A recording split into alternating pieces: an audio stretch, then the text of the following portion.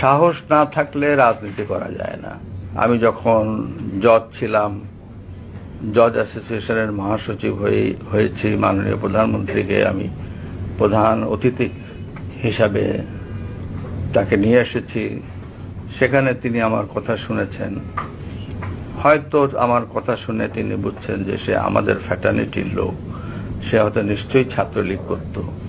আমি যখন বঙ্গবন্ধুকে উপস্থাপন করেছি, স্বাধীনতার যুদ্ধকে উপস্থাপন করেছি আমার বক্তৃতায় জজদের সম্মুখে, তখন উনি আমাকে জিজ্ঞেস করেছিলেন, তুমি কি আপনি কি রাজনীতি করতেন? আমি বললাম, জি মাননীয় প্রধানমন্ত্রী, আমি ছাত্রলীগ করতাম।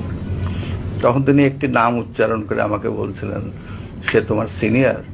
আমি তখন বললাম, মাননীয় প্রধানমন্ত্রী, সে আমার 10 বছরের জুনিয়র। উনি যাকে সিনিয়র লিডার মনে করতেন, তারও আমি 10 বছরের সিনিয়র।